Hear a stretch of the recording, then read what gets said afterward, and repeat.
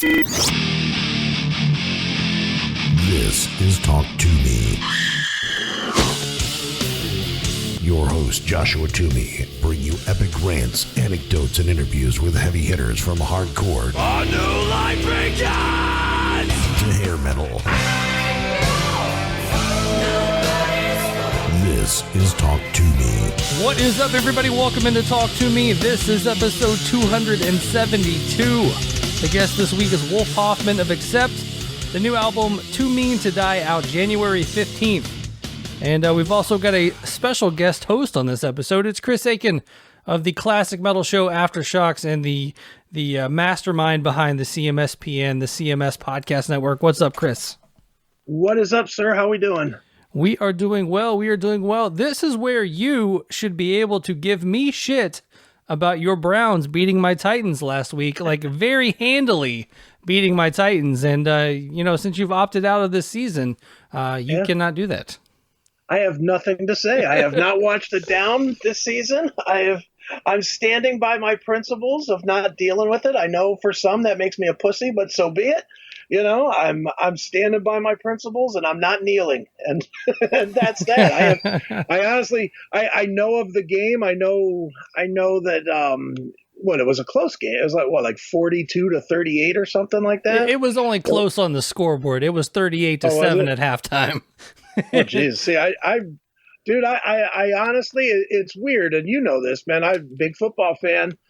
Did the Browns podcast for the last couple of years, but I said I wasn't going to watch any, and I'm not, and I haven't watched a dribble of a basketball, a down of football, or an at bat in baseball all year. I've really locked down during COVID. Yeah, it's going to be. I mean, it is kind of funny though. The year that you steadfast against watching it is like one of the best seasons since like the 90s for the Browns. Yeah, well, maybe that's what they needed, was for me to check out. Maybe I'm doing them a favor. Who knows? Less Chris Akin is what we all need. Yeah, sure we do. Well, actually, I guess I've got more Chris Akin in my life because as you know, the last few weeks, Drag the Waters and Talk to Me have joined on to the CMS Podcast Network, and right. Just kind of talk through kind of the mindset behind the putting together a network. Sure, man. Well, the thought's pretty easy. It's that we all, especially the main four shows that are on it, which is Classic Metal Show, Skull Sessions, Aftershocks, and obviously Talk to Me. We all kind of promote each other's stuff anyway. Every time one of us does a show, I think it always shows up on one, if not everybody else's social media anyway. So it made sense to, instead of having this pool of shows, which we all listen to and which we all, enjoy, it made more sense to just kind of put it all together in one place, kind of merge the audiences together, merge the technology together, and give it more of like one platform where people can get a lot of entertainment during the week. And I mean, it's really working as far as delivering, entertainment for people. There's tons of, there's 5 hours of CMS. There's 1 or 2 hours of you, whether depending on if it's a Drag the Waters week or not. There's an hour and a half of Skull Sessions, and there's always 2 interviews, roughly an hour of Aftershocks. So, it's like 10 hours a week of entertainment for people that are in this hard rock and heavy metal world, or want the shock jockery of the classic metal show or whatnot. There's a lot of entertainment there, and it just made sense for us to just pool our resources and put everything together to kind of build out something that's stronger than the individual parts, I guess. And the one thing I like about kind of joining on to the network is now you can find Talk to Me like if any way you want, like on your Apple TV, on your Roku, on your on the CMS app. There's so many different ways to find it. And I like that you kind of go out and, you see another place you can put the show, even if only 5 people listen on that platform. That's just like, it adds to the pile, rather than just going through iTunes or just going through Spotify. You tend to look to see the new places to add the show to almost on like a daily basis. Because every time I get an email from you, it's like, now we're available on this and now we're available on that. No, I added you to the, to the app and so many crazy places. Yeah. Well, dude, I'm a tech first. I mean, in part of my day life, I own an IT company, and I'm the main guy at the IT company, and I constantly build stuff. I love building. I built the website. I built in the platform for it. I built FUPEL, which is our video outlet. I built the app. I like to build this kind of stuff, and to be honest, any moment that I can be working on entertainment stuff instead of working on business stuff, I'm going to work on the entertainment stuff. I'm much more, I do fine with my businesses. So, I don't have to worry about, making the mortgage or any of that stuff.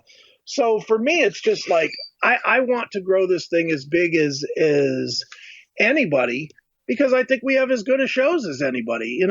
I looked and I studied what the big players in the podcasting world were doing. I took a look at what Gas Digital was doing. I've watched Toomey, what he does for years. I've watched Podcast One, what they do with their website and with their technology and whatnot. And I was like, I can make this as good or better than any of them are doing. And, and I'm focused and I'll be honest, I got really into this full time because I got annoyed with an interview that you did. You did the interview with who is it from Lamb of God? John Campbell, yeah. John Campbell from Lamb of God, and then I got the email that I had asked for somebody from Lamb of God for Aftershocks, and I got turned down. And I got really fucking pissed off about it. and I was like, this is bullshit, and the publicist was like, well, your podcast, and I had asked for it for Aftershock, so it didn't work for CMS. But the publicist was like, well, your podcast isn't big enough for it. And it really lit a fire under my ass. And I was like, this is fucking nonsense, not because you got it, but because I didn't get it. And I was like, wait, I've been in this business 20 years. I've hosted Lamb of God for shows, for God's sakes, in my career. And I was like, the only reason I got turned down was because I started something new. And it really made me think about, well, I've got to put things together. I've got to kind of merge the things that I have into one bigger thing, because I'm getting aced out in my own business, and it didn't make sense to me to keep doing that. So off to work I went, and I built the CMS Podcast Network website and built the podcasting platform for it. And then I wasn't happy with that, so then I mixed in video, and then I wasn't happy with that, so then I retooled the app this week so that you guys are all on the app. That's, so that people that want to get these shows in the App Store can do that as well. And, it just keeps on going, man. And I love it. I love the fact that if you look at any one of our shows and you take, I don't know, Talk is Jericho or Eddie Trunk podcast or Josta, whoever it is, and if you go show for show, you will find us on more platforms than even the biggest players. And that's on purpose, and that's because I'm driven to be every single place that we can possibly be. So it's funny to hear that, my getting of John Campbell bummed you out, because it's funny because, when you put in an interview request for Lamb of God, you want Randy, and then you get offered the bass player, which, obviously I'm a bass player. But I also understand, where my show ranks in kind of the hierarchy of shows. And when you see, I see the shows on my level getting the B level players in a band, where, like I'll get the, the drummer of Hatebreed, but Jamie Josta himself is going to go on to, Forbes.com or something crazy. Right. Dean Del Rey or whatever. Sure. Yeah. It's a mess, man. I guess I did have Jamie booked back in February, but that's when like the pandemic hit and he had to cancel his second day of press or whatever for the album. But it just kind of bums you out when you see shows that you think you're doing as good, if not better job than getting the lead singer or the face of the band, Yeah, well, and you know what, dude, I say this all the time. I'll put what our 4 shows are doing up against anybody. And I'll certainly put my own interviews against anybody in the industry. I don't care who you think is a great interviewer, whether you think it's Trunk or Dean Del Rey or Stern or whoever. I will put my interviews one-on-one against any one of them, and I challenge anybody to do that. And it is frustrating. It's frustrating as fuck when first of all, that more people like Josta. I'll use Josta as an example. I guarantee you that me or you interviewing Jamie Josta will do a more informed, better interview than Forbes magazine will do, than LA Times will do. But they just go simply on stats. And you know what? Stats don't mean anything if it's if the LA Times does 2 million viewers, a day or whatever, how many of those 2 million viewers that are reading the LA Times are also Hatebreed fans?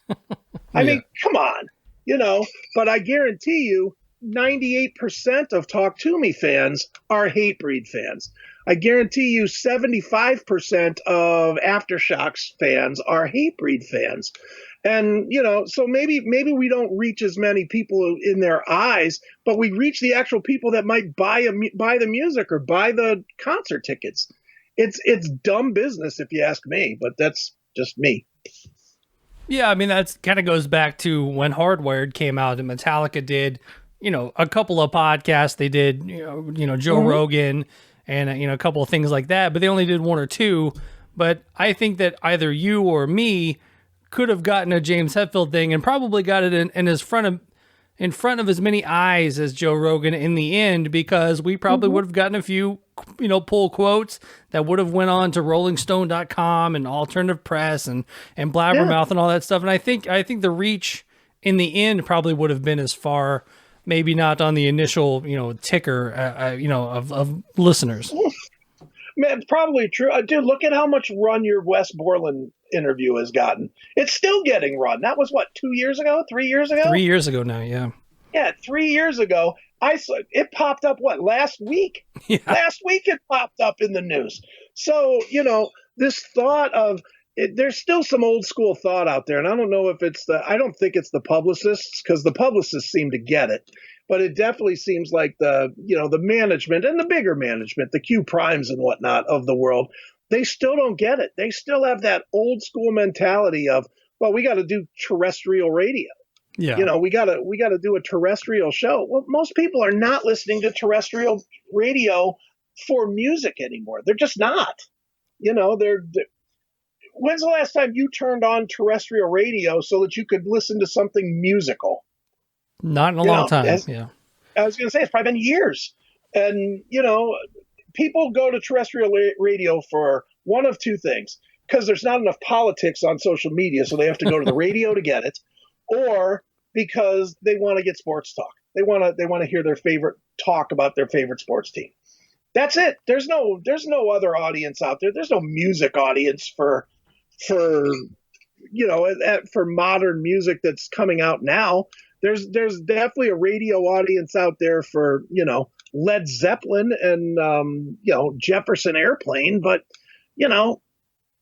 what radio station is playing Hatebreed? What radio station is playing Lamb of God? What radio station is playing this Accept record from, that you're going to talk to Wolf about here in a little bit? None of them. So, podcasting is where it is at. And, I'm hopeful that with what we're building here with the CMS podcasting network, that we can kind of at least take our shows up to the next level. Yeah, absolutely. And the, and just the reach of, if you get onto a terrestrial radio station, the reach is minimal compared to how far our shows can go, because, I see the stats, you see the stats, and you're like, man, we have, 300 listeners in Australia. You're like, Right. like, where is this coming from? Or like just these crazy, I have a lot of listeners in Japan. And it's like, I think our overall global reach is much bigger than anything that any terrestrial radio station can do. Well, and even our raw numbers are bigger, dude, when you really get down to it. One of the big things that I have found in the last year, and it is by sheer luck that I figured out how to do this. It was just like you said at the beginning, it was just my never-ending quest to be everywhere. I had a Roku, and I was watching some bullshit channel, and I was like, well, how can this guy have a channel and I don't? I'm smart. I got to be smarter than this guy, And so I taught myself how to build a Roku channel, and I built a Roku channel. And then I built myself an Amazon for Amazon Fire, because I had an Amazon stick. I was like, well, let me see. I looked online and found a template and did it. And, the one thing that I found is that's where the listeners are these days. And I was sharing stats with you, man, of like recent stuff. And the stats for video are,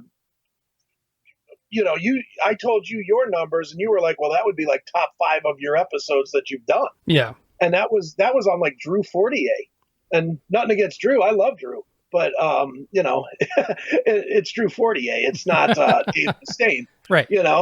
And I mean and again, it just goes back to one of the reasons I asked you to join the network. You do a professional job, you do the video, you're getting more and more involved with the video. You bought the right software for the video, so it looks really cool. And all of that is kind of the future of podcasting. I think the old days of, here's an MP3, we're uploading it and that's it. I think that's kind of run its course a little bit, and that's still going to work for the car, but it's not the only place to be seen.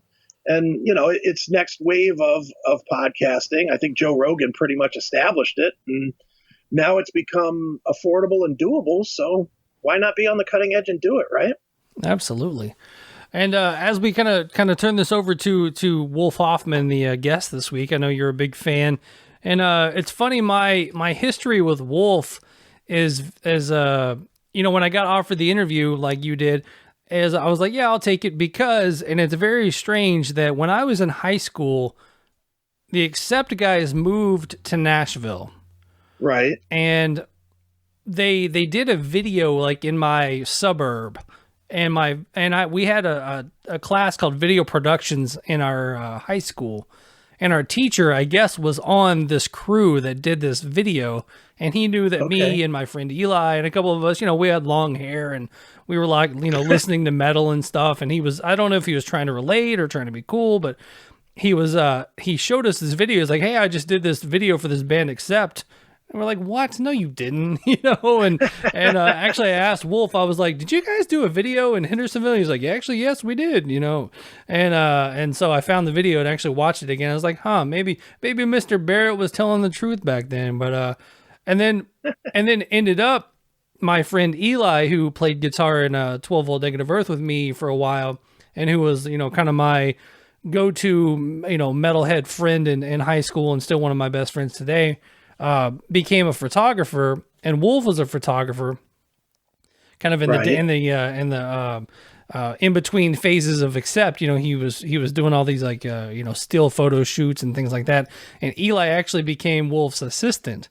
And nice. And so it was like, hey, I'm talking to Wolf, and he's like, oh my, I told my friend, and he was like, oh man, make sure you tell him I said hello, and he's living out in Utah now, and Wolf was like, so when I told Wolf, our mutual friend, he was like, oh my God, no way, and so it was kind of a cool, it's a cool chat. We did have technical difficulties. The chat is only like 12 minutes long. But he was cool about it, and we just kind of shot the shit more than like what was it like riding balls to the wall? I didn't get to ask him that question. Nice. Well, good, man. I'm looking forward to hearing it. Yeah, what do you think of the new album? I like it. I like it better than the last two.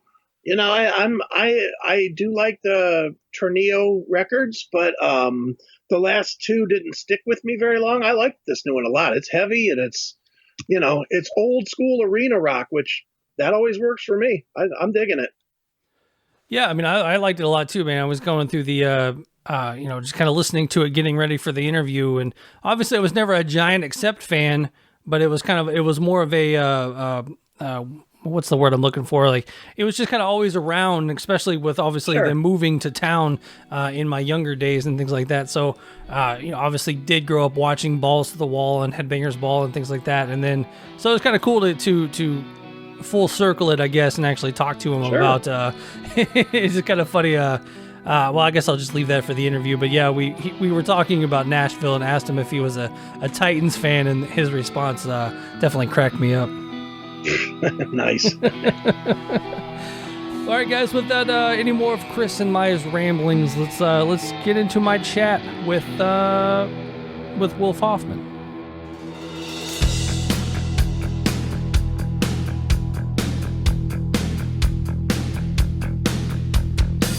The Undertaker is a busy man, for he and death go hand in hand. He works all day and digs all night. He loves the dead, they are his life. No mortal can escape his plan. He sifts us all as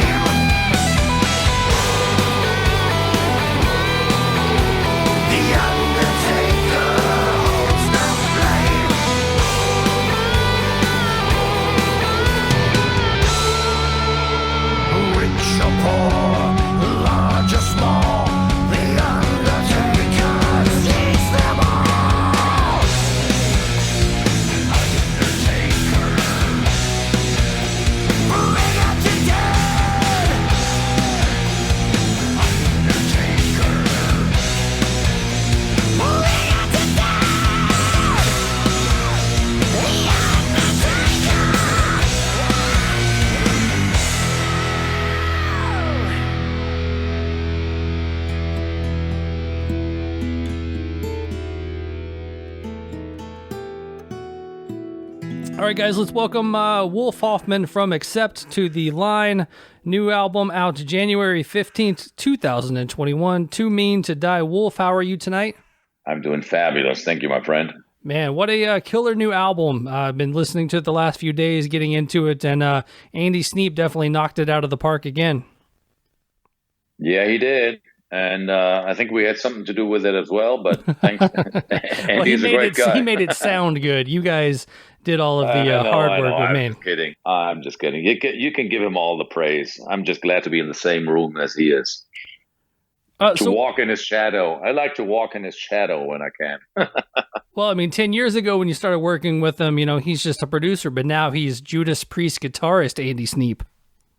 Exactly. And that doesn't make things easier because he was scheduled to go on tour all summer long with Judas Priest. And we thought, well, if he's going to be away for most of the year, how is he going to work with us? How are we going to get this album done?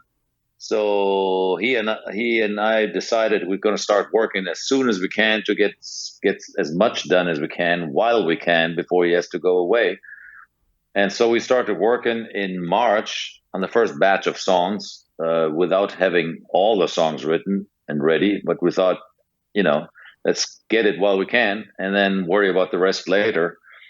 And in the middle of all this, Corona started to happen. And so he went back home, and it was pretty obvious soon that nobody will tour this year, which meant he had the time to work on our album, but there was no way to get him back into the US. So we had to actually use him through a sort of a Zoom call setup while the rest of us were in Nashville. It's crazy, but we got it done.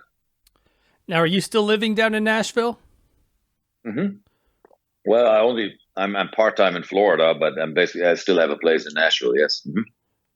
I think I heard him maybe talking about how he worked on that album basically over the internet and just kind of zoomed in on a call, like you said. I mean, how did that work? And was it difficult for him? Was there lag in you're playing, him getting the tracks and things like that, and hearing what was going on? Well, yeah, we tried to record so that he would record remotely and it would run on his machines or his setup in the UK, but that didn't pan out to be so good. So in the end, it was that the Nashville crew, we were recording everything and he was just listening in, and we would send him all the different takes and he would later assemble the stuff. So it was a little awkward, but at the end of the day, it worked out okay. And I think the fact that we know each other quite well also helped a lot. Maybe had this been our first production together, it would have been more awkward or more difficult. I don't know. Now, you and I talked a little bit before with this interview about, us having a mutual friend and, in your downtime, kind of in the in-between of Accept and kind of bringing it back, you did some photography, and I'm sure you still do that. But, since you've brought Accept back, how have you enjoyed the fan reception? Oh my God, it's been phenomenal. And we didn't really know what was going to come when we did all that over 10 years ago. We just made the best record we could and hoped for the best and hoped that fans would, welcome us back with a new lead singer. And by golly, they did. Very much so. And we've been, countless world tours later and 5 albums later, it's still going strong. Yeah, it's been quite a ride these last 10 years. It's been great. What originally brought you to Nashville? I believe I remember you coming to town, but I don't know the story behind what brought you to actual Nashville. I think it was the fact that that it was Music City, USA. My wife and I moved there because we loved being surrounded by music companies, music people, producers, publishers, all that, the business that we're in. Mm-hmm. When you're a fisherman, you want to live close to the ocean. Right. You know what I mean? You want to be where the fish are. And it doesn't matter whether you're country or metal. It's at the end of the day, it's all the same business. And it's great to be in a city that's all around music. Now, selfishly, did you become a Titans fan while you've been in town? Do you follow the team? Hell no. Hell no. I don't give a damn about any sport. Sorry to say. No, it's all good. You know, sometimes, you know, they gravitate towards the Predators or the Titans or something. So I didn't know if you made it out into town. I don't even know who plays what kind of sport. I mean, I'm so dumb. The people, I mean, the other guys in the band always, have a laugh because I have no idea about baseball, football, none of it. Sorry, not my game. And how long ago did you move to Nashville? It's been a while now. Oh yeah, it's almost 27 years ago. So the town, crazy, huh? And I've seen the change.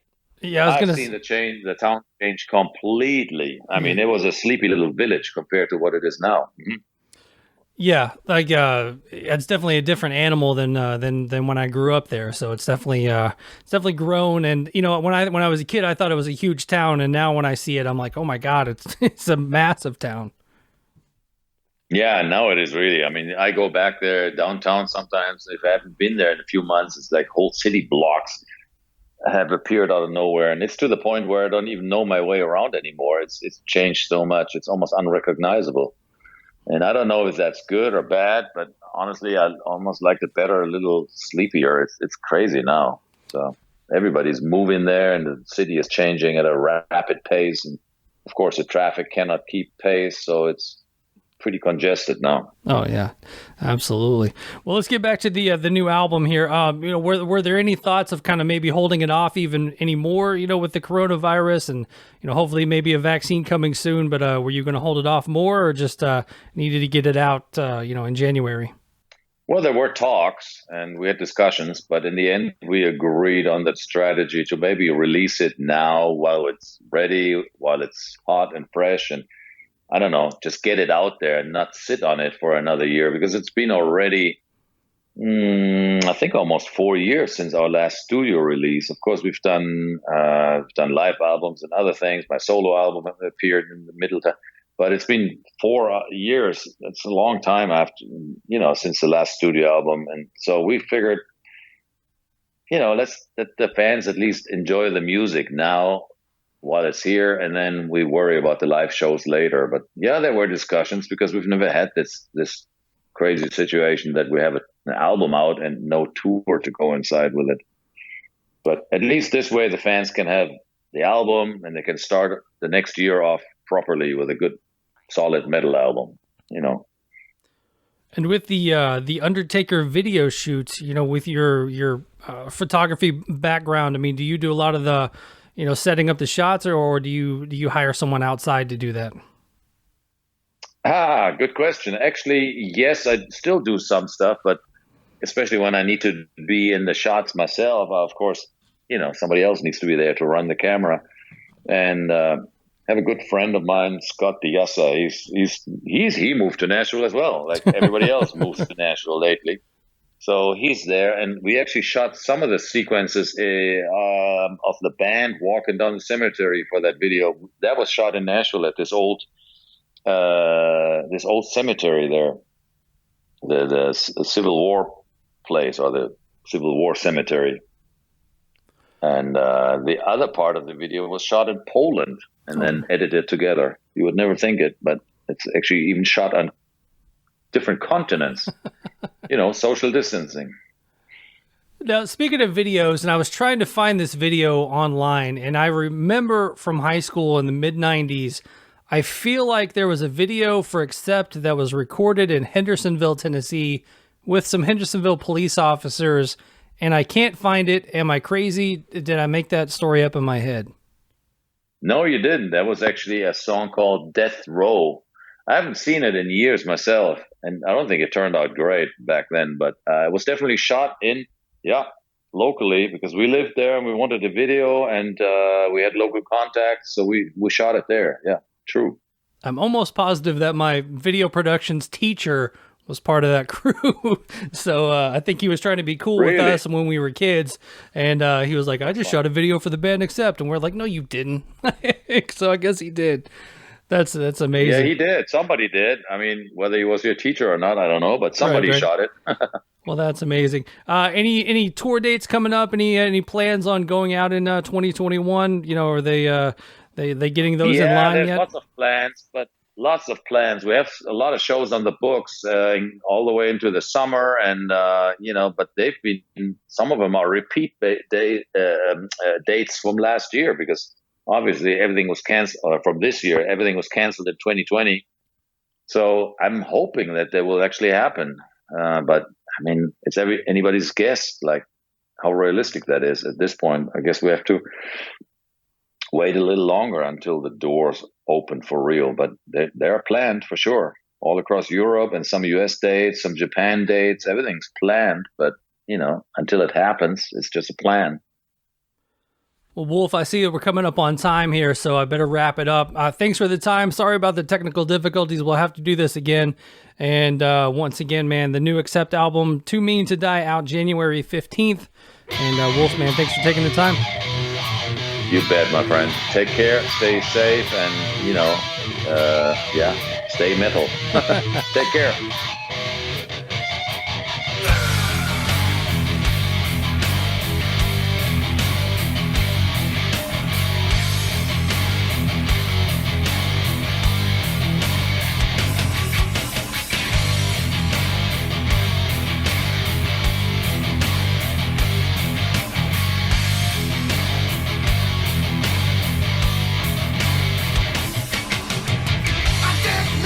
You took away my rights.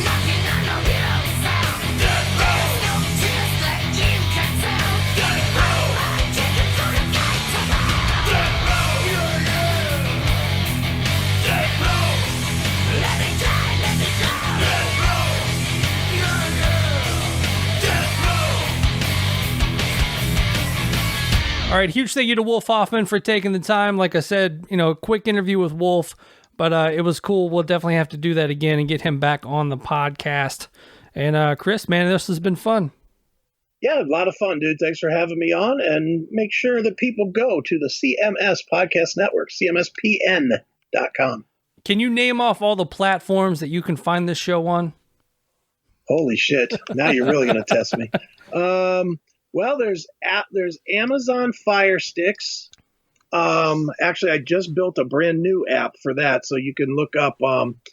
It should be approved tonight, I would imagine. So by the time people hear this, it should be out there. It's just look up CMS Podcast Network, or let's see, you can go to CMSPN.com. You can go to FViewPal, FVIEWPAL.com, or you can go to CooterSmiles.com.